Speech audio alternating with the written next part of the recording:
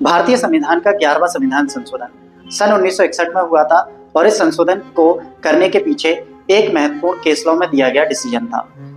इस case law का नाम था डॉक्टर एन.वी. खरे बनाम इलेक्शन कमीशन ऑफ इंडिया। इस मामले में डॉक्टर खरे ने एक याचिका प्रस्तुत की थी और राष्ट्रपति के चुनाव को स्थगित कराने के लिए कहा था और ये कहा था कि पंजाब और हरियाणा में कुछ विधायक अपनी सीटों पर नहीं है, यानी कि विधानमंडल अभी कुछ पदों के साथ रिक्त है। पहले तो उच्चतम न्यायालय ने इस याचिका को खारिज किया और यह कहा कि किसी भी राष्ट्रपति के चुनाव में कोई भी बाहरी उम्मीदवार या बाहरी व्यक्ति राष्ट्रपति के चुनाव को चुनौती नहीं दे सकता है और अगर राष्ट्रपति के चुनाव को या निर्वाचन को चुनौती दी जाएगी तो चुनाव कंप्लीट होने के बाद केवल वही प्रत्याशी उस चुनाव को चुनौती दे सकते हैं जो उस राष्ट्रपति पद के लिए खड़े हुए थे।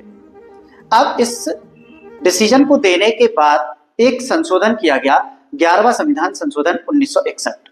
इस मामले में इस संशोधन के द्वारा भारतीय संविधान में आर्टिकल 71 में एक खंड 4 जोड़ा गया और उस खंड में यह लिखा गया कि यदि आर्टिकल 54 और 55 में जो निर्वाचक गण हैं, यानी कि संसद के सदस्य और विधान मंडलों के सदस्य, अगर कोई भी पद खाली होता है तब भी राष्ट्रपति का चुनाव वैध माना जाएगा। उम्मीद है कि आपको ये जानकारी पसंद आई होगी। आप इस वीडियो को अधिक से अधिक लाइक करें, कमेंट करें और चैनल को सब्सक्राइब जरूर करें।